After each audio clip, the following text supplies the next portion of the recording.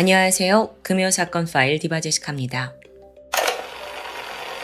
대한민국 헌법 제13조 1항에는 일사부재리의 원칙이 명시되어 있습니다. 이 말은 동일한 범죄에 대해 거듭 처벌받지 않는다라는 뜻이에요.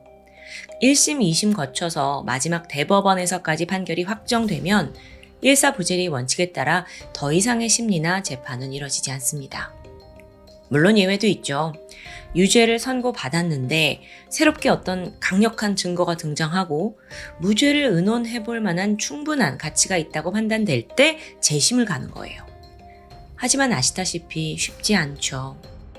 즉 다시 정리하면 대법원에서 피의자에게 무죄입니다 하면 이후에 살인을 증명할 어떤 증거나 증인이 나타나더라도 재판에 세울 수 없습니다. 오늘 사건은 이 당연하고도 기본적이었던 원칙이 상당히 원망스러운 케이스입니다. 2003년 10월 21일 아침 경기도 동두천의 계곡 인근에서 세워져 있던 갤로퍼 차량 안에서 36살의 여성 조 씨가 숨진 채 발견됩니다. 발견 당시 차량은 문이 잠겨 있었고 전조등이 꺼져 있었어요. 그런데 시동은 켜져 있더라고요. 히터도 3단으로 계속 가동 중이었고요. 참고로 갤로퍼 차량은 디젤 차량입니다. 디젤이 연소되면서 나오는 배기가스에는 일산화탄소가 포함되어 있죠. 이게 급성 질식사를 유발할 정도로 굉장히 위해한 가스인데요. 또 무색무취라 인지하기도 힘들어요. 즉 창문을 모두 올려두고 히터를 장기간 켜두면 일산화탄소 농도가 급격히 올라가서 사망할 위험이 있는 건데요. 그렇다 보니 조 씨의 죽음 역시 단순 사고로 여겨졌을 뻔했습니다. 하지만 그녀 목에 남아있는 선명한 멍자국은 완전히 다른 시나리오를 의미합니다. 이 자국을 보니까 목 앞부분에서부터 일자로 얇고 길게 나 있어요. 이건 누군가 뒷좌석에서 가는 줄로 목을 졸랐다는 거죠. 명백한 타살의 증거고요. 그럼 우선 조 씨가 어떤 사람인지 알아볼게요. 그녀는 현장에서 6.3km 정도 떨어진 절에서 초와 향을 판매하며 운영을 관리하던 사람입니다. 이 절의 주지 스님은 다름 아닌 조 씨의 남편 51세 박 씨였어요. 그런데 그는 일반적인 승려가 아닙니다. 소위 대처승이라고 부르는데 대처승이 뭐냐? 이게 좀 익숙하지 않은 개념이에요. 일반적으로 스님을 떠올리면 결혼을 하지 않고 불가에 귀한 모습을 그릴 수 있죠. 하지만 대처승은 결혼을 할 수도 있고 또 자녀를 둘 수도 있고 육식도 허용됩니다. 1872년 일본에서 공식적으로 인정이 되었고요. 일제강점기 때 한국에 유입되었다고 해요. 조 씨는 이 대처승인 남편과의 사이에서 두 아이를 키우며 살고 있었죠. 그런데 이 부부관계가 그렇게 좋지 않았어요. 3년 전부터 잦은 말다툼으로 이어지더니 계속 악화되는 겁니다. 그러다 결국 2003년 9월 11일 조 씨는 나 못 살겠다, 이혼하겠다 선언을 하고 강릉에 있는 동생 집으로 가버렸죠. 어찌저찌 10월 초에 다시 집에 돌아왔는데요. 부부 사이는 이미 돌이킬 수 없을 만큼 틀어져 있었어요. 각방을 쓰는 건 당연했고 부부가 함께 찍은 사진도 다 찢어버렸대요. 조 씨는 그저 이 절 운영에 필요한 일을 돕기 위해 돌아왔을 뿐입니다. 그런 조 씨가 마지막으로 목격된 건 시신이 발견되기 전날인 10월 20일 밤 11시였습니다.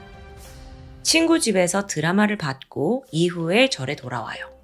밤 11시 50분쯤 도착했을 것으로 추정이 되는데 이걸 토대로 범행 시각은 밤 11시 50분부터 다음날 아침까지로 좁혀집니다. 우선 경찰은 이 부부의 불화가 컸다라는 이유로 남편이자 스님 박 씨를 첫 용의자로 지목합니다. 그런데요, 그에게는 완벽한 알리바이가 있었어요. 10월 20일 그날은 마침 친형과 형수의 기일이었던 겁니다. 그래서 밤 11시부터 다음날 새벽 6시까지 법당에서 계속 제사를 지냈다고 진술했죠. 이 모습은 가족들을 비롯한 다른 스님들도 모두 목격했고요. 확실한 알리바이죠. 다음으로 경찰은 절의 관계자들을 탐문해요. 혹시 이때 수상한 사람이 드나들진 않았는지, 이상한 소리를 듣진 못했는지 여러 질문이 이어지는데 그들 중에서 유독 불안한 기색을 감추지 못하는 한 남성이 있었습니다. 그는 바로 46살의 김 씨였죠. 약간 떨어져서 봐도 굉장히 막 불안한 눈빛에 손까지 벌벌 떨고 있는 거예요. 그래서 경찰이 다가가서 질문을 좀 가볍게 하는데 거기에도 막 말을 버벅이면서 한마디도 제대로 하질 못합니다. 수상해요. 그래서 경찰이 저희랑 잠깐 동행하시죠 하고 그를 시신이 발견된 계곡으로 데려가게 돼요. 이제 그때가 마침 한참 사체 검안이 진행 중이었거든요. 그러니까 김 씨도 이걸 보게 된 거 아니에요. 그가 크게 동요하면서 고개를 그냥 막 돌리고 맙니다. 경찰이 그를 추궁했죠. 하지만 김 씨는 범행은 부인하는데요. 분명 수상해. 그런데 확실한 증거가 없기 때문에 직감만으로 수사를 할 수는 없어요. 그러던 중 경찰은 이 절 옆에 세워져 있는 낡은 트럭 하나를 발견합니다. 무슨 트럭이냐 물었더니 김 씨가 이거 뭐 버려져 있는 걸 주워서 쓰고 있다 라고 말을 하더라고요. 여기서 경찰이 작은 틈을 찾아냈죠. 아니 그럼 이 트럭 훔쳐오신 거 아니에요? 꼬투리를 잡았고요. 이걸 빌미로 일단 경찰서로 데려간 거예요. 서에서도 살인 관련된 조사가 계속됩니다. 이제 여러 질문을 하는데 경찰이 계속 의심을 한다는 걸 눈치챈 김 씨가 돌연 깊은 생각에 빠져요. 그리고는 주지스님 박 씨를 모셔와 달라고 요구했죠. 여기서 잠깐 이 김 씨라는 사람은요, 사실 이 절의 행자승입니다. 행자승이란 건 정식 승려가 되기 전에 일정 기간 절에서 수행을 하는 예비 출가자를 의미해요. 사실 그는 최종 학력이 초등학교에 불과했어요. 그래서 한글도 제대로 쓰지 못하고 있었는데 과거를 보니까 예전에 개농장을 했대요. 그러다 어느 날 주지스님 박 씨를 만나서 권유를 받고 이 절에 들어왔다고 하고요. 이후에 그는 박 씨를 거의 신처럼 떠받들었습니다. 무조건적인 충성을 보인 거예요. 그런 관계 속에서 혹시 이 주지스님 박 씨의 사주를 받아서 이 행자승 김 씨가 아내를 죽이는 이런 살인을 저지른 게 아닐까 경찰 촉이 날카롭게 서고 있었습니다. 10월 21일 저녁 7시 40분 포천경찰서에 박 씨가 모습을 드러내요. 이때 먼저 김 씨와 박 씨 이 두 사람은 경찰관이 입회하지 않은 상황에서 5분간 잠깐 이야기를 나누게 됩니다. 그리고 나서 김 씨가 생각의 정리를 다 했는지 드디어 형사에게 범행 일체를 털어놓게 되죠. 그는 평소 조 씨에 대한 불만이 많았다고 합니다. 주지 스님의 아내인 건 알겠는데 절의 살림, 운영, 각종 행사, 금전 문제까지도 총괄하는 사람이에요. 당연했겠죠. 그리고 김 씨는 그녀를 도와서 신도들한테 초나 향, 쌀 이런 물품을 판매해왔고요. 그러다 지난 5월 초파일이었는데 자기가 이렇게 물건 팔고 이거 팔았다 금액을 조 씨 아내에게 건넸다고 합니다. 근데 그녀가 아니 왜 돈이 부족하냐 의심을 하기 시작한 거죠. 이후에도 두 차례나 같은 일이 반복되었고요. 조 씨는 수시로 그를 불러내 야단쳤다고 하는데 공금이 담겨있는 신용카드 관리가 허술한 거 아니냐, 공용 봉고차를 너무 험하게 다루는 거 아니냐, 네 마음대로 왜 음식을 하냐, 사사건건 혼이 났다고 합니다. 이러자 이제 김 씨는 너무 공개적으로 자기 체면이 구겨지는 거예요. 그렇게 점점 분노가 쌓여갔고 결국 살인을 계획했다는데요. 10월 21일 새벽 1시 반 김 씨는 판매금에 대해서 나도 좀 할 말이 있다 라면서 조 씨를 불러냅니다. 조용한 곳에서 이야기하길 원했고 절에서 차로 좀 달려가서 334번 지방도로에 들어섭니다. 늦은 시간이고 인적이 드문 곳이라 오가는 차량이 한 대도 없었어요. 이때 김 씨가 갑자기 화장실이 급하다면서 차를 세워달라 했죠. 그리고서는 몰래 다가가서 안전벨트로 뒤에서 조 씨의 목을 졸라 살해합니다. 이후에 시신과 차량을 그냥 계곡에 버려둔 채 혼자 걸어서 절로 돌아왔다 라는 이야기. 여기까지 자백을 들은 경찰은 그래? 근데 왜 어딘가 이렇게 석연치 않을까? 라고 느껴졌어요. 그러니까 살해 동기가 돈 때문에 자기를 의심하고 간섭해서 그래서 화가 나서 죽였다? 근데 이 자백을 하는 김 씨에게서 살인을 할 만한 강한 원한조차 이런 감정이 좀 느껴지질 않는 거예요. 그리고 결정적으로 정황이 여러 개 맞지 않아요. 뿐만 아니라 부검 결과와도 맞지 않습니다. 앞서 안전벨트로 목을 졸랐다 했는데 조 씨는 가는 줄에 목이 졸린 흔적이 발견됐어요. 이거 뭔가 이상해. 그래서 경찰이 사실관계 확인하려고 계속 추궁을 하는데 김 씨는 그때부터 그냥 묵묵부답입니다. 입을 열질 않아요. 진짜 분명 어떤 내막이 있을 텐데 이런 답답한 상황 속에서 한 사람이 등장하면서 판도가 뒤집어집니다. 그건 바로 김 씨 친형이었어요. 면회를 왔는데 동생한테 강하게 화를 내며 다그쳤죠. 야, 그 새끼가 지금 뭐 하고 있는 줄 알아? 응? 변호사 선임해서 너한테 다 뒤집어 씌우려고 하는 거야. 너 절대 휩쓸리지 말고 박 씨가 시킨 거 사실대로 털어놔. 그간 박 씨는요, 자기의 아내 조 씨와 또 행자승 김 씨를 불륜 관계였다라고 설명하고 있었어요. 앞서 아내가 가출했을 당시에도 김 씨와 민회를 즐긴 거고 절에서도 둘이 몰래 만났다라고 이야기를 하더라고요. 근데 이걸 모두 알게 된 김 씨는 큰 충격에 빠졌죠. 나한테는 스승이자 신처럼 따랐던 박 씨가 사실은 나를 그냥 빼내줄 줄 알았거든요. 근데 내가 불륜이었다고 이렇게 지금 다 몰고 있으니까. 게다가 사실 앞서 경찰서에서 두 사람이 만났을 때 박 씨가 안전벨트로 목 졸라 살해했고 절 밖에서 네 혼자 한 일이라고 그렇게 말해? 이렇게 시켰어요. 그래서 그걸 믿고 김 씨가 예상대로 거짓 자백을 했던 거예요. 근데 뭐? 내가 불륜이라고? 여기에 김 씨가 즉각 태도를 바꿨고요. 형사에게 박 씨의 살인 교사를 자백합니다. 자, 아내 조 씨와 주지 스님 박 씨 이 부부의 갈등은 2년 전부터 시작되었습니다. 어떤 일이 있었냐면 어느 날 이 부부가 성관계를 한 뒤에 아내가 성병에 걸린 거예요. 사면발이와 헤르페스 E형에 감염됩니다. 참고로 사면발이라는 건 음모 털에 기생하는 곤충이 생기는 거고요. 이게 성접촉으로 주로 전염된다고 해요. 근데 조 씨는 다른 남자와 관계한 적이 없거든요. 남편의 외도가 확실했죠. 강한 의심을 가지고 핸드폰과 이메일을 몰래 확인했는데 앞불싸 여기서 낯선 여성과 1시간가량 통화한 기록이 나옵니다. 그러니까 부부 관계가 악화된 결정적인 이유가 바로 이거였던 거예요. 이후 두 사람이 계속 다퉜죠. 그러다가 어느새 서로 죽여버리겠다 위협적인 말이 오갔고요. 또 아내 조 씨는 더 나아가서 남편의 성적 능력에 대해서도 서지도 않으면서 건들기만 하는 거냐 이렇게 약간 무시하고 조롱하는 발언을 했대요. 또 신도들 앞에서도 주지 스님 주제에 외도를 한 거다 비하하는 발언을 했고요. 그러다가 2001년 10월 조 씨는 이제 동생 집으로 가출을 합니다. 3일간 가출해요. 그리고 나서 집으로 돌아왔는데 여기서부터 남편이 오히려 너 집 나간 사이에 뭐 했냐? 너 다른 남자랑 잔 거 아니냐? 막 적반하장으로 의심을 하는 겁니다. 그 둘의 관계가 정말 돌이킬 수 없을 만큼 금이 가고 있었어요. 그러다 2002년 겨울에 조 씨가 아이들 방학을 맞아 친정에 방문합니다.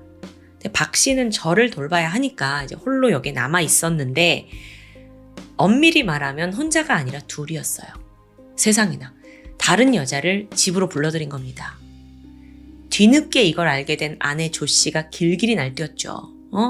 부부가 같이 쓰는 안방에서 그년하고 네가 더러운 짓을 했다 라면서 거기 있던 침대와 이불을 다 갖다 버렸대요. 그러면서 막 사진도 다 찢어버린 거고요. 끝내 2003년 9월 이혼을 선언하고 집을 나가요. 포천 가서 직장 하나 구하고 28일 날 다시 이제 돌아왔는데 이후에도 각방 쓰고 서로한테 관여하지 않게 되죠. 보통 조 씨는 퇴근 후에 워드 연습을 하거나 운동을 하고 늦은 밤 집에 들어와서 잠만 잤다고 합니다. 왜냐면 집에 빨리 들어오면 남편하고 자꾸 마주해야 되니까. 자, 그런데 여기서 또 이 남편 박 씨가 아내가 완전히 차갑게 돌아선 모습을 보면서 내연남이 생긴 거다라고 의심하게 돼요.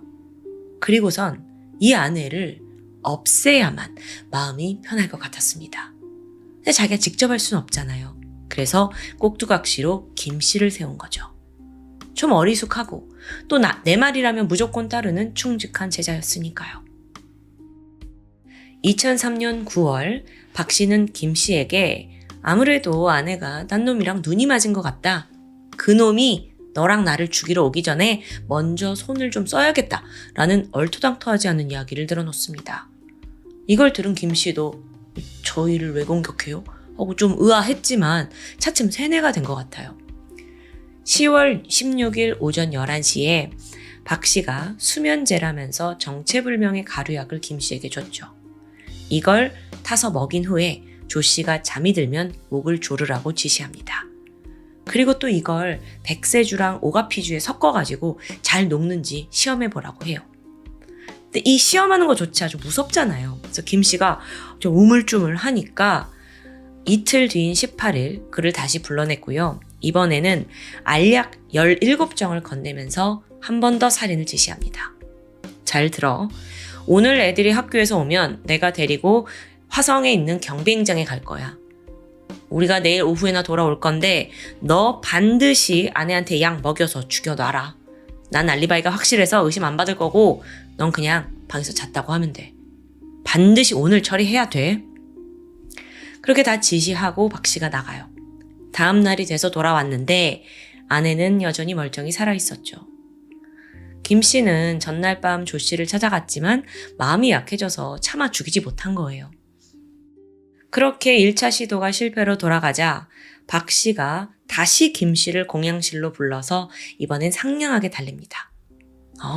만약에 일이 잘못되면 내가 너 미얀마로 보내줄게. 거기에 마침 큰 절을 우리가 짓고 있는데 너 주지 스님으로 거기에 승격되는 거야. 그러면서 하는 말이 한국과 미얀마 사이에는 공조관계가 없어서 행여 잡혀도 한국으로 송환되지 않는다라고 안심시킵니다. 아니, 이게 스님이란 사람이 할 소리입니까? 결국 김 씨는 그 달콤한 말과 또 보상에 흔들렸어요. D-Day가 10월 20일로 결정됐죠. 더욱이 그날은 이 주지 스님 형과 형수의 기일이라서 박 씨 입장에선 완벽한 알리바이가 보장되는 날입니다. 그날 저녁 7시 공양실에 마주 앉은 두 사람은 살인 방법을 구체적으로 논의했습니다. 박 씨가 야 망치로 때려서 죽일까? 이 제안에 김 씨가 그러다가 소리를 지르면 어떡해요? 무서워요. 벌벌 떨면서 거절했죠. 그러자 박 씨는 법당 창고로 가더니 18m짜리 빨랫줄 한 타래를 가져와요. 야, 이걸로 목을 졸라서 죽이는 거야. 그걸 김 씨가 받아들고 두 줄로 이렇게 겹쳐가지고 목을 졸라야 되나 시연을 보이는데 박 씨가 아니 줄이 얇아야 돼. 그래야 목에 깊게 파고들거든. 그리고 너 60cm 정도로 잘라. 자르라고 지시해요. 그리고 경찰의 눈을 속이기 위해서 그 줄 끝을 사선으로 한 번 더 잘라냅니다. 이게 무슨 의미냐? 이러면 범행에 사용된 줄과 이 남아있는 실타래를 혹시라도 대조해 보더라도 절단면이 달라지잖아요. 그러니까 수사에 혼선을 준다고 여긴 거죠. 이내 박 씨는 이제 김 씨와 더 연습을 해요. 기둥 앞에 나무 의자에다가 김 씨를 앉혔고요. 야, 앉아봐. 이 목젖 위에다가 너가 줄을 탁 대는 거야.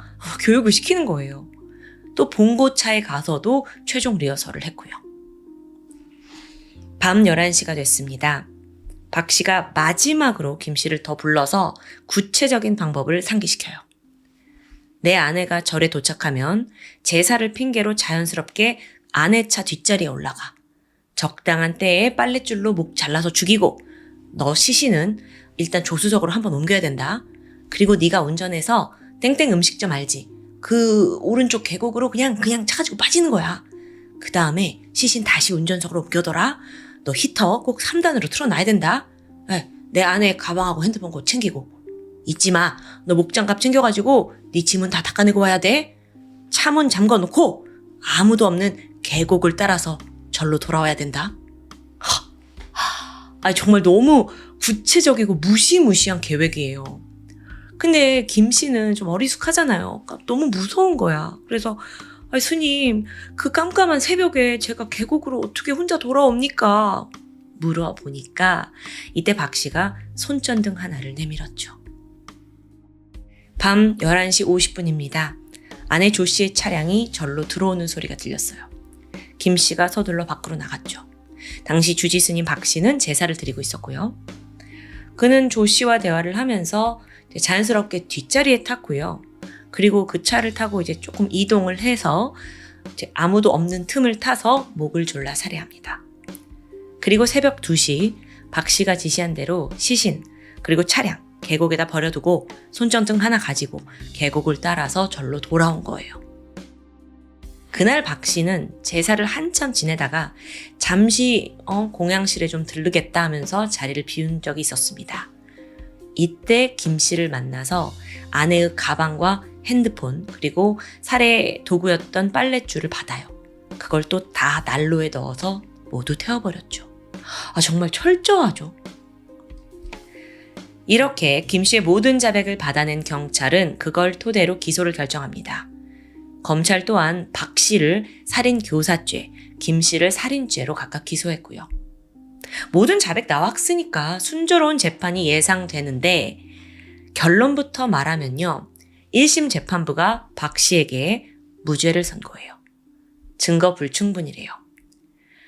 1심 재판은요. 박 씨가 주장한 조 씨, 내 아내와 김 씨는 둘이 불륜관계였다라는 걸 받아들입니다. 또 여기에는 2명의 중요한 증인이 한 몫을 했는데요. 한 보살님은 내가 두 사람이 성관계를 하는 듯한 소리를 들은 것 같아요 라고 진술을 했고요. 또 한 사람은 피해자 조 씨의 아들이었어요. 아들이 여름에 자전거를 타고 가다가 엄마와 김 씨가 방 안에서 껴안고 있는 걸 봤다고 진술한 거죠. 이게 결정적인 증언이 되었고요. 그렇게 박 씨는 무죄, 김 씨에게는 징역 15년이 선고됩니다. 하지만 2004년 8월에 열린 2심에서 상황이 뒤집혀요. 김 씨에 대한 형량은 동일하게 유지가 됐지만 박 씨는 살인교사가 인정되면서 징역 15년으로 바뀌게 된 거예요. 자, 2심에서는 김 씨의 증언이 더 구체적이고 또 시신에 남아있는 목 졸린 상흔과 자백이 정확히 다 일치한다고 판단합니다. 또 원심과 반대로 두 사람이 불륜이라는 의혹이 인정되지 않았고요. 앞서 그 2명의 중요한 증언이 있었다고 했는데 보살의 증언은 단순히 신음소리를 들었다는 것이지 어떤 인물들이 성관계를 했다까지는 추정하기 힘들었다 보는 거고요. 아들 또한 이게 사실 아버지는 박 씨잖아요. 그러니까 아버지 부탁으로 좀 유리하게 진술했을 가능성을 배제할 수 없다고 판단한 거죠. 또 한 가지 흥미로운 사실은요. 앞서 김 씨가 한글도 제대로 익히지 못한 저학력자라고 했잖아요. 그런 김 씨가 미얀마와 한국의 수사 체계와 공조 여부 이런 거 다 자백을 했는데 이걸 자기가 지어낸 이야기일 수 있을까요? 보기 힘들죠. 근데 반면에 박 씨는 또 업무상 미얀마를 자주 갔어요. 그래서 재판부가 이 대목에서 분명 이건 박 씨가 개입한 거다라고 판단한 거예요. 게다가 여러분 무엇보다 박 씨의 태도를 좀 볼까요? 생각해보면 김 씨가 누구예요? 지금 아내를 죽인 살인범이 된 거잖아요. 근데 분노는 고사하고 전혀 적개심을 보이지 않았고 오히려 온화한 태도로 경찰서를 찾아와서 너 이렇게 죽였다고 말해 라고 입을 맞췄고요. 이거 다 수상하잖아. 그렇게 살인교사 15년을 받은 박 씨는 물론 아니다 나는 억울하다 이건 김 씨가 다 허위 자백한 거다 라면서 항소합니다. 그리고 2005년 4월 대법원에서 마지막 재판이 열렸죠. 이때 박 씨가요. 한국의 5대 로펌 중 한 곳을 고용해서 거액을 쏟아부어요. 그 거액은 도대체 어디서 났는지 몰라. 근데 어쨌든 그러다 보니 재판이 유리하게 흘러갑니다. 결론부터 말씀드릴게요. 대법원은 박 씨가 아내 조 씨를 죽여야 할 급박한 사정이나 재산상의 이유가 없다라고 판단하면서 살인교사의 무죄를 내렸죠. 그러니까 죽일 이유가 없으니 살인교사도 안 했을 거라는 판단이에요. 그렇게 조 씨 살인사건은 다소 허무하게 종결됩니다. 하지만 아직 끝은 아니죠. 판결로부터 7년이 지난 2012년 1월입니다. 뜻밖의 반전이 있었어요. 한 보험사 직원이 오래된 고액 보험금 서류를 검토를 하다가 조 씨 파일을 발견했는데요.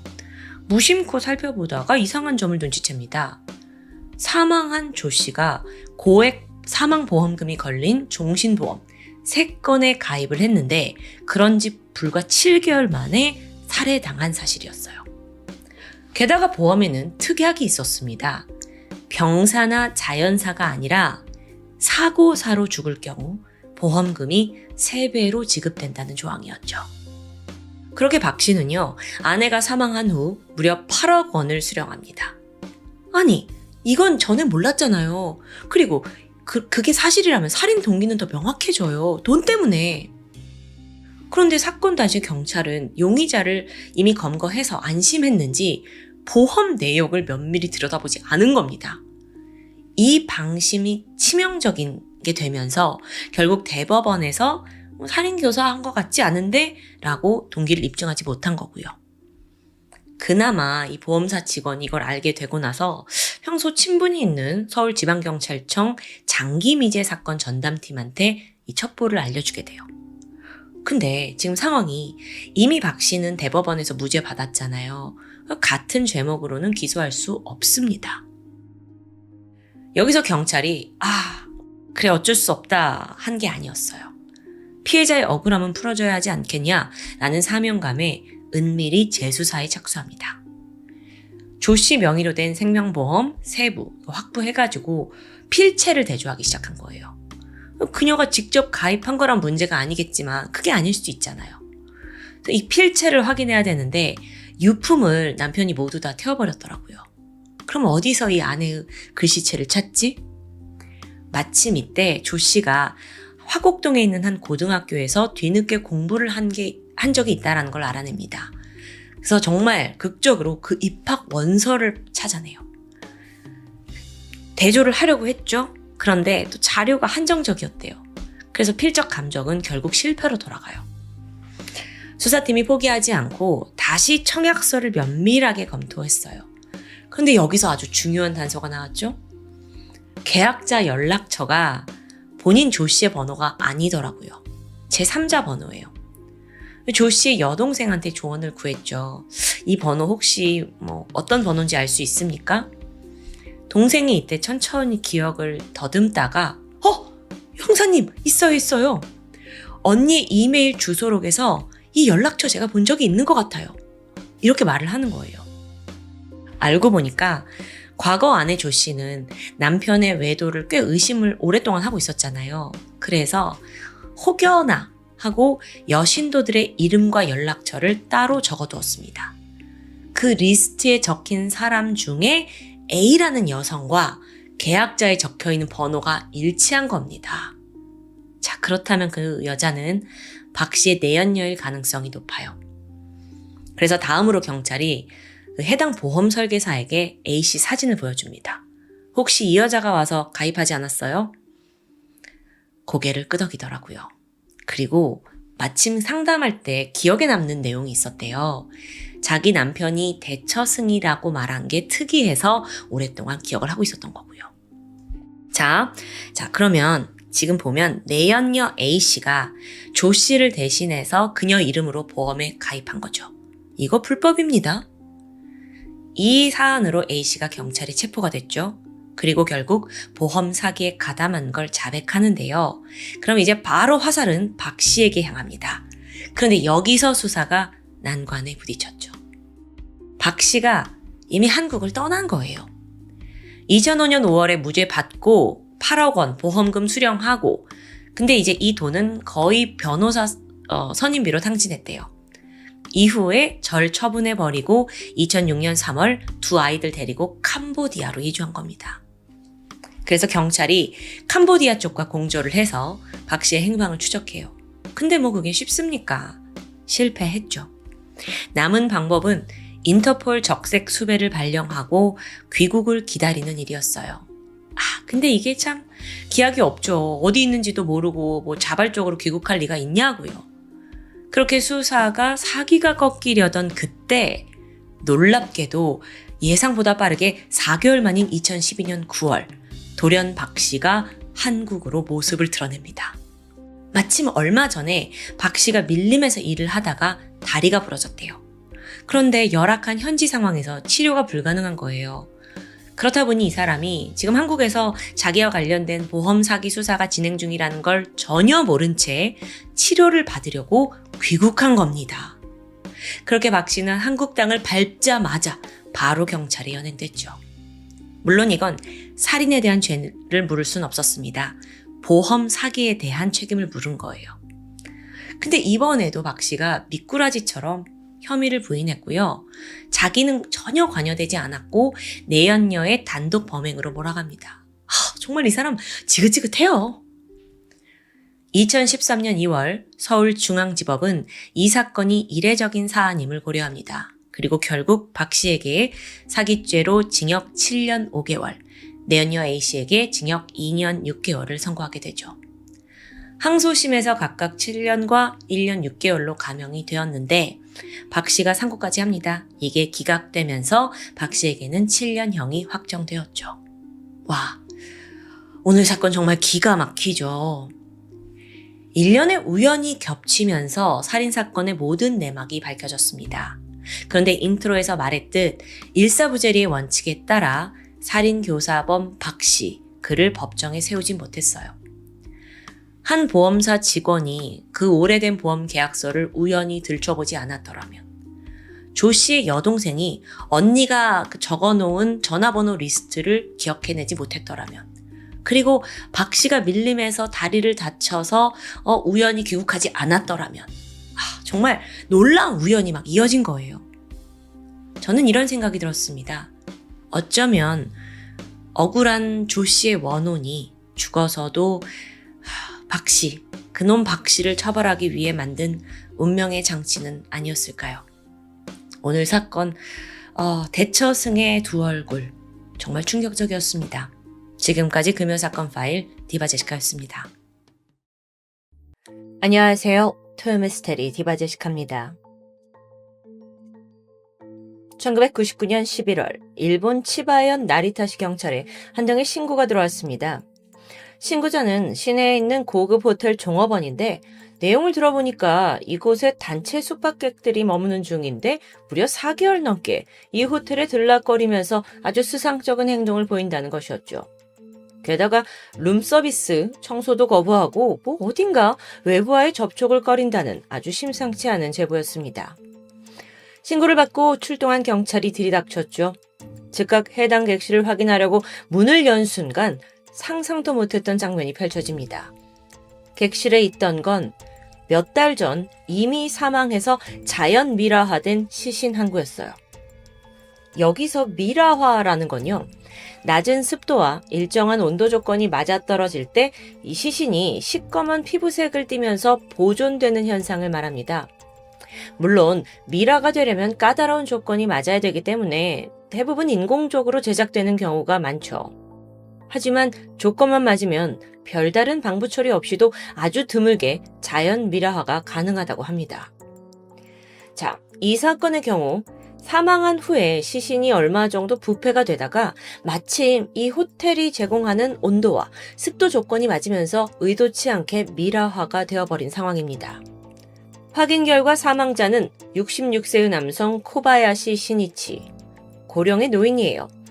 평소 지병이 있었는데요. 자택 화장실에서 미끄러지는 사고를 당해서 휴고연에 있는 한 병원에 입원한 기록이 남아 있습니다. 보니까 이때 그는 뇌출혈을 진단받은 상태였고요. 아니, 그렇게 병원에 잘 가셨던 노인이 왜 치료시설이 아닌 호텔에서 사망했고 또 미라화돼서 발견된 걸까요? 사건을 추적하던 경찰은 마침내 이 피해자를 호텔로 데려온 인물을 찾아내는데 가족이었습니다. 피해자의 아들 31살의 코바야시 켄지. 아니 근데요, 좀 더 알아보니까 이 사건에 가담한 게 켄지 혼자만이 아니에요. 여기엔 무려 11명의 사람이 모두 가담한 게 확인됩니다.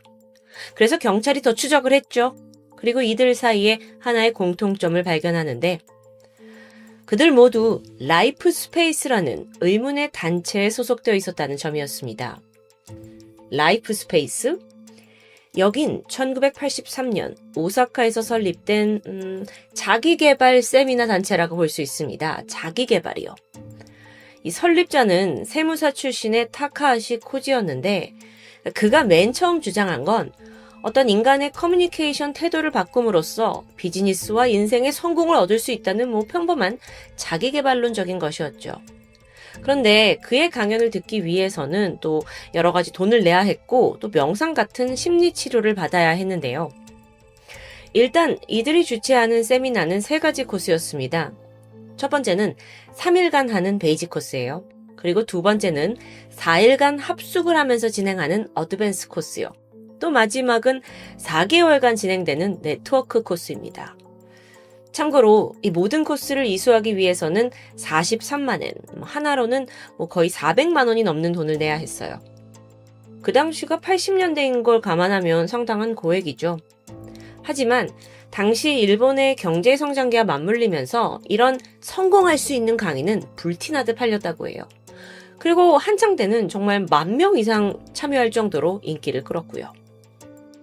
하지만 이 단체는 1995년부터 서서히 변질되기 시작합니다. 우선 이 설립자인 타카하시 코지, 이 사람이 자기 자신을 힌디어로 스승을 뜻하는 구루라고 소개하기 시작했어요. 구루요. 그리고 전생의 업보로 당신이 병을 갖고 있는데 내가 그걸 고칠 수 있다 라면서 샤크티팟이라는 세미나를 시작하게 되죠. 이 샤크티팟, 이게 치료의 한 요법인데 그러니까 교주 타카하시가 머리에 손을 얹고 두드리는 행위를 말합니다. 그래서 이걸 통해서 영혼의 업보를 없애고 병을 치료한다는 이론이에요. 이 샤크티팟이 사실은 힌디어인데요. 에너지를 뜻하는 샤크티와 내려받음을 뜻하는 팟이 합쳐진 말이에요. 그러니까 다시 얘기하면 스승이나 신으로부터 어떤 영적인 에너지를 이렇게 전달받는 경험을 뜻하는데요. 근데 문제가 있습니다. 이 타카하시 코지가 샤크티팟의 팟을 이렇게 가볍게 두드린다라는 영어 단어와 착각한 거예요. 그래서 회원들의 머리를 이렇게 두드리는 의식을 통해서 병을 고칠 수 있다고 주장한 거죠. 제가 자꾸 설명을 하면서도 웃음이 나오는데 어쩌면 그게 그 사이비 단체들의 특징이겠죠. 근데 이런 허술함 속에서도 단체에서 그의 이론은 절대적인 정설로 받아들여졌습니다. 당시 이 영혼을 치료한다는 세미나에 참가하려면 자그마치 500만 엔, 우리나라 돈으로 5천만 원을 내야 들어갈 수 있었으니까요. 그런데 이 세미나가 이제 성황리에 개최가 되던 중 사건 하나가 발생합니다. 수행을 시키거든요. 근데 뜨거운 물에 오랫동안 몸을 담궈야 영혼이 치료된다라는 과정이 있어요. 근데 여기에 참여했던 대학생 한 명이 너무 물이 뜨거우니까 열사병으로 사망한 겁니다. 그래서 이 사건으로 라이프 스페이스는 위기를 맞이하게 돼요. 교세가 크게 위축됐죠. 그런데 이때 살아남으려고 했는지 그때를 기점으로 이 단체가 더욱더 기이하게 변질되기 시작합니다. 1999년 이번엔 아예 인도의 성자로 유명한 사티아 사이바바를 내세운 거예요. 그러면서 이 사람의 어떤 교육 시스템을 전수받았다는 내용을 기반으로 세미나 방향을 틀게 돼요. 참고로 이 사티아 사이바바는 자신이 과거 인도의 한 성직자로부터 환생한 인물이라고 자칭하고 있습니다. 자, 그런데 여기서 타카하시 코지는 뭐냐? 자기가 이 사이바바의 제자이고 또 그를 따라서 6,000년 동안 환생했다고 주장하는 겁니다. 다소 허무맹랑한 주장이죠. 하지만 이 단체에서 코지에 대한 신뢰는 굉장했습니다. 죽은 피해자의 아들 코바야시 켄지 역시 그 열렬한 회원 중 한 명이었어요. 그러던 중 아버지가 갑작스럽게 쓰러지게 됐죠. 그러니까 단체의 대표였던 타카시 코지에게 고민을 털어놓게 돼요. 그러자 그는 내가 네 아버지의 병을 치료할 수 있다면서 병원이 지금 환자를 농락하고 있다. 당장 빼와라. 라고 명령합니다. 지난 7월 켄지는 아버지를 퇴원시켰고 나리타의 한 호텔 객실로 데려가게 돼요. 그렇게 이 호텔방에서 라이프 스페이스 회원 11명이 객실에 모두 모였고 그들이 다 지켜보던 가운데 교주 타카시 코지는 의학적 근거가 전혀 없는 종교치료법 샤크티팟을 진행합니다. 그리고 문제는 바로 다음날 발생했죠. 이 당시에 누워 계시던 시니치 씨가 워낙 몸 상태가 좋지 않았습니다. 그래서 이렇게 평범하게 누워있는 채로 기침을 하던 중 목에 가래가 걸리고 말아요. 근데 이게 심각했습니다. 숨이 막혀오더니 위급 상태가 된 거예요. 근데 여긴 호텔이잖아요. 응급처치를 할 만한 의료진이 없었고요. 또 회원들도 우왕좌왕 어찌할지 몰랐고요. 그렇게 시니치 씨가 방치되면서 결국 질식사를 하고 만 겁니다. 황당한 상황이죠. 그런데 이후 단체는 어떻게 행동했을까요? 타카하시 코지와 그 회원들은 그 아들 켄지에게 지금 아버지가 예정대로 회복을 하고 있다라고 속였어요. 그러면서 숨이 멎은 시신인데도 불구하고 계속해서 그 종교 치료를 진행했죠. 켄지와 가족들은 이 말을 믿었다고 합니다. 그리고 아버지가 정말 치료되고 있다고 착각을 했고 시신을 방치한 거예요. 추후 경찰 조사에 따르면 아들 켄지가 아버지를 봤을 때 분명 숨을 쉬지 않고 맥박도 없었고 얼굴도 어느 정도 푸르스름하게 변했다고 증언을 했어요. 그러니까 이런 명백한 사망 징후가 보였음에도 불구하고 교주는 아니다. 그는 여전히 살아있다. 라고 주장을 한 건데요. 근데 점차 시간이 지나잖아요. 그러면서 시신에 구더기가 생기기 시작합니다. 그러자 교주가 태연하게 이렇게 말했죠. 인도 겐지스 강에 수행자들이 몰려드는 것처럼 구더기가 모이는 건 신성함의 표시라는 겁니다. 자, 말은 뭔가 그럴싸하게 하는데 상황은 점점 수상해져 갔습니다. 결국 이 회원들 눈앞에서도 이 현상을 보고 있잖아요. 참다 못한 신자들이 아니 이 아버지가 이제 시니치 씨가 움직임을 보이지 않는 것 같다라고 조심스럽게 지적하게 되는데 교주가 이때 큰 소리칩니다. 내가 더 전문가다. 심지어 이 교주는요. 추후 경찰 조사에서도 여러분 피해자는 살아 있었습니다. 그런데 피해자가 죽은 건 경찰이 부검을 해서예요. 라는 아주 황당한 주장을 늘어놓았죠. 뇌가 좀 어떻게 되신 거 아닌가라는 생각이 드는데요. 결국 이 교주 타카시 코지는 시니치의 사망으로 체포됩니다. 사망을 방치한 죄목이겠죠. 근데 이때 그를 따르는 회원들은 이 교주를 살리기 위해서 안간힘을 쓰기 시작해요. 그러면서 무려 2000페이지에 달하는 투병 문서라는 걸 제출하게 되는데 그걸 보니까 시니치 씨가 살아있다라는 전제로 쓰인 지난 4개월간의 기록이 담겨져 있었죠. 자, 처음부터 뭐라고 써있는지 좀 볼까요? 병원에서 시니치 씨를 오진했고 독극물을 투여해 위험에 처했다. 샤크티파 치료는 가족의 희망이었다. 시니치 씨는 아직 살아있다. 정말 맹목적인 주장입니다. 게다가 더 소름 끼치는 건 회원들이 이제 이 시신이 썩어가고 있었잖아요. 근데 그 상태를 일일이 다 촬영을 해서 컬러 사진으로 그 기록 사이사이에 첨부를 했다는 점이겠죠. 이게 밝혀지면서 이 라이프 스페이스의 사무실 또한 압수수색을 당하게 됩니다. 그리고 여기서 시설에 갇혀있던 아이들 9명이 구출돼요. 이 아이들은 라이프 스페이스 회원들의 자녀들이었는데요. 알고 보니 얘네들이 또 강제로 업무까지 부여받고 있었어요. 시니치 씨, 이 미라가 발견되기 전에 이 시신을 닦는 일을 아이들이 했던 겁니다. 단체 내에서는 신성한 간병이라고 이름이 붙여졌었죠. 그런데 이 아이들 학교에 다닌 적이 없었고요. 그 생활하던 시설을 살펴보니까 냉장고는 텅 비어있고 또 아이들이 먹고 덮어야 될 식기와 이불조차 부족했습니다.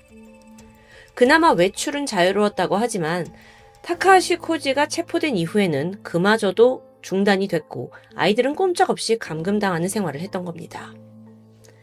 라이프 스페이스 측은 이 부분에 대해서 우리는 공교육을 도저히 믿을 수 없어서 독자적인 교육을 하고 있을 뿐이라고 주장합니다. 한편 타카하시 코지는 사건 이후에 기자회견을 열었습니다. 뭐가 그리 당당한지. 자, 기자회견에서 뭐라고 했는지 들어볼까요? 여러분, 영적 에너지가 높으면 입냄새가 나지 않기 때문에 양치질을 할 필요가 없습니다.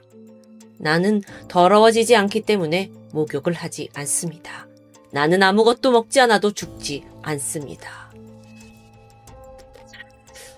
여러분, 사이비 종교란 게 이런 걸까요? 이성 있는 사람이 들으면 이건 너무도 어이없는 발언이죠. 그런데 이 기자회견에서 대미를 장식한 건 따로 있었습니다. 자신의 그 스승이라는 사이바바라는 사람이 있었잖아요. 사실 그 당시 1999년 당시에 사이바바는 살아있던 실존인물입니다. 그래서 기자들이 사이바바 본인에게 가서 타카하시 코지라는 사람을 당신이 제자로 가르쳤냐? 라고 질문을 하는데 사이바바가 자긴 전혀 모르는 사람이라고 답했죠. 그래서 이걸 그대로 기자가 질문을 합니다. 사이바바 씨하고 무슨 관계입니까? 제자가 아니라고 하던데? 근데 이때 코지가 뭐라고 했는지 아세요? 나는 전생에 그의 제자였습니다. 이 황당한 대답에 당시 현장에 있던 기자들도 참다 못해서 폭소가 쏟아져 나왔을 정도였죠. 이후 재판에 가서도 뻔뻔하고 당당한 태도는 계속됩니다. 재판장이 당신 혐의가 뭔지 인지합니까? 라고 묻게 되는데 아니 일본에는 미라가 없는데 미라 사건이 어떻게 일어날 수 있습니까? 라면서 자신의 죄를 전면 부인해요. 이게 뭔 소리예요? 이런 상또라이한테 판결을 내려야 하는 재판장도 정말 골치 아팠겠죠. 2001년 9월 라이프 스페이스의 교주 타카하시 코지에겐 부작위에 의한 살인이 인정되면서 1심에서 징역 15년형을 선고받게 됩니다. 여기서 그 부작위에 의한 살인이란 게 뭐냐면 그러니까 상대를 내버려 두면 죽을 걸 알면서도 아무런 조치를 취하지 않아 방치해서 사망에 이르렀을 때를 뜻해요. 그러니까 신이치 씨를 병원에서 강제로 퇴원시켰잖아요. 그러면 사망할 가능성이 높은 걸 알면서도 적절한 치료를 하지 않아서 끝내 사망하게 했다는 게 인정된 거죠. 그게 1심의 판결이었습니다. 하지만 라이프 스페이스 단체가 가만히 있을 리 없어요. 교주의 재심을 지원하는 모임을 꾸렸고요. 이 억울함을 알리려고 아주 힘을 썼습니다. 또한 자신들을 비판하는 언론과 변호사에게 소송을 제기하면서 전혀 반성하지 않는 행보를 보이는데요. 그 결과 2심의 판정은 바뀌었습니다. 법원은 이 타카하시 코지가 신이치 씨가 죽을 걸 미리 알고 있었다고 보기는 어렵다라는 부분을 인정했어요. 그래서 감형이 되었고 최종 징역 7년형이 확정되었죠. 시간이 지나서 2009년입니다. 타카하시 코지가 형기를 마치고 출소했습니다. 그 이후로는 공식 석상의 모습을 드러내지 않고 조용히 지냈는 듯 했지만 그 와중에도 라이프 스페이스 회원들은 끊임없이 우리 교주님은 무죄다 라는 걸 주장하면서 재심을 해야 한다 활동을 열렬하게 합니다. 어쩌면 자신들이 지금 굳게 믿고 있는 이 신념 그리고 교주 이들이 법으로 인해서 부정당하는 걸 결코 받아들일 수 없었던 것으로 보여요. 사실 그렇게 된다면 이 단체의 존재 자체가 부질없으니까요. 시간이 더 지났고 결국 2015년 타카하시 코지가 노령으로 사망했다는 소식이 전해졌습니다. 자, 그러면서 드디어 라이프 스페이스는 실질적으로 휴면 상태가 되는 듯 했죠. 그는 사망했지만 여전히 궁금증은 남습니다. 평범한 세무사였던 타카하시 코지가 어쩌다 갑자기 성공을 운운하면서 영혼을 어루만지는 사이비 교주가 되었던 걸까요? 이에 대해서 일본에서 심층 취재를 한 적이 있습니다. 한때 라이프 스페이스의 간부였던 사람을 초빙해서 인터뷰를 하는데 그때 꽤나 흥미로운 증언이 등장해요. 그에 따르면 타카하시가 아주 지독한 트레이너병에 걸렸다는 겁니다. 사실 지난 80년대부터 타카하시는 직접 자기 개발 세미나를 막 개최하고 한때는 무려 10,000명이나 되는 수강생들을 뒀잖아요. 근데 이 세미나에 가보면 수강생들은 돈도 내고 저분이 이제 대단한 분이다 라는 생각에 타카하시 코지가 하라는 대로 합니다. 그래서 여러분 자기 개발을 위해서 한꺼번에 모두 웃어보세요. 울어보세요. 또 서로를 포용하세요. 여러 가지 명령을 하는데 그걸 다 따르게 되죠. 근데 타카하시가 그걸 보면서 점점 내가 사람들을 조종할 수 있다라는 우월감에 빠져든 겁니다. 전직 간부가 이걸 트레이너병이라고 불렀던 거고요. 이게 심해지면서 결국 자기 스스로를 신격화해서 신흥 사이비 종교로 변질되었다는 설명. 자, 그럼 현대에 있어 라이프 스페이스는 완전히 사라진 걸까요? 아니요. 2022년 8월에 확인된 바에 따르면 타카하시 코지의 아내, 그리고 과거 이 단체에서 2인자를 맡았던 사람이 여전히 이 단체를 이끌고 있다고 합니다. 현재 이름은 바뀌었는데 신자들은 여전히 활동 중이고요. 그들은 지금 이 순간에도 또 다른 순진한 먹잇감을 찾고 있겠죠. 사이비 종교, 인간의 나약함을 파고들어서 이성을 잃고 절대적인 신념을 갖게 하는 현대사회의 진짜 빌런들. 이들을 피할 수 있는 방법은 사이비 종교를 제대로 알리고 알아야 하는 것뿐이라는 생각이 듭니다. 그래서 사이비 종교에 대한 토요 미스테리는 계속될 예정입니다. 지금까지 디바제시카였습니다.